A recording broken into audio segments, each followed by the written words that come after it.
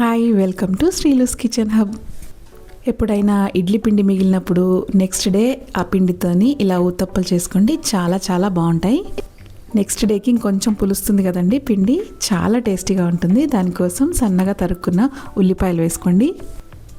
ఒక 2 medium size క్యారెట్లు కూడా తురుముకోండి. అందులోనే సన్నగా తరిగి పెట్టుకున్న కొత్తిమీర వేసుకోండి. సన్నగా తరుక్కున్న పచ్చిమిర్చి, సన్నగా తరుక్కున్న అల్లం ముక్కలు.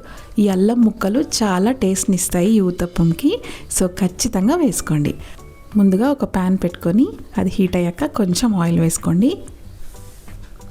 అది హీట్ అయ్యాక మనం కలుపుకున్న ఊతప్పం పిండి ఉంది కదండి, అదొక స్పూన్ తీసుకొని ఇలా మొత్తం స్ప్రెడ్ చేసుకోండి. తర్వాత మూత పెట్టేసుకొని ఒక 2-3 మినిట్స్ సిమ్లోనే ఉడికించండి. అంచులు మొత్తం బ్రౌన్ అయ్యాయి అనుకోండి, అది కాలినట్టే. తర్వాత మళ్ళీ తిరగేసుకోండి. అంతే, మన ఊతప్పం రెడీ అయిపోయిందండి. ఎంతో టేస్టీ ఊతప్పం.